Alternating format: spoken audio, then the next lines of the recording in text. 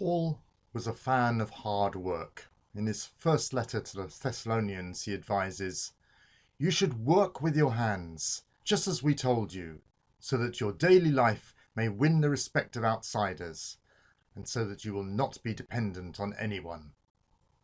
Apparently, some people didn't do as he hoped, so in his second letter, he's rather more blunt. "When we were with you, we gave you this rule. The one who is unwilling to work shall not eat. We hear that some among you are idle and disruptive. They are not busy, they are busybodies. Such people we command and urge in the Lord Jesus Christ to settle down and earn the food they eat, and never tire of doing what is good." Paul didn't mean that we should work until we drop. The church did cater for the elderly. One of the first programs the early church set up was a lunch club for widows.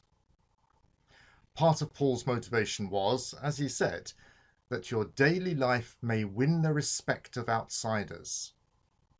Roman men were expected to do useful work, even if they were rich.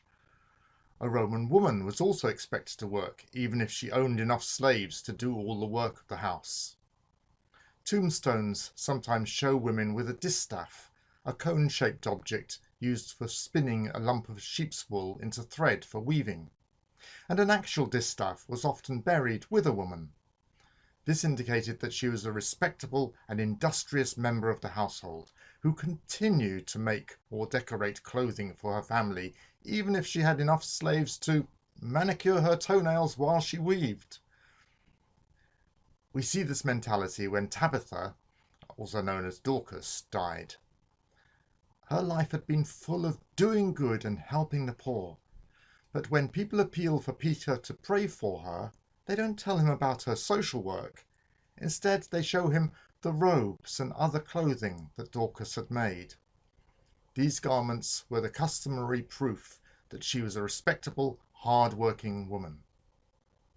Paul complains that some women, especially younger widows, get into the habit of being idle and going about from house to house, busybodies who talk nonsense.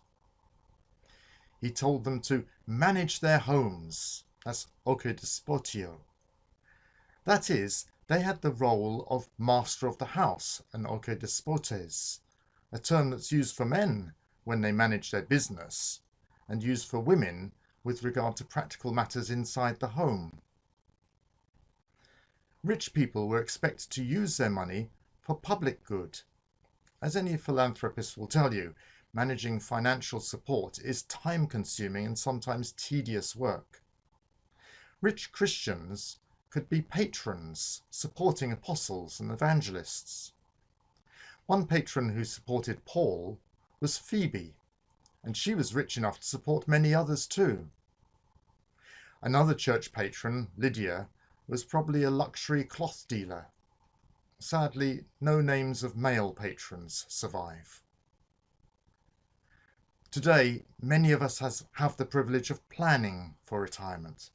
This means we can decide how to spend our resources of time, finances, and goods. We can regard them as our reward for working hard, or as a gift from God to be used wisely. The most valuable asset is time, which perhaps we had very little of before we retired. In retirement, we might not have the energy to do everything that we'd like, but we can support others through mentoring, giving, encouraging, and prayer. Time is something that can be wasted or spent, and during retirement, we have absolute freedom to do either. God bless.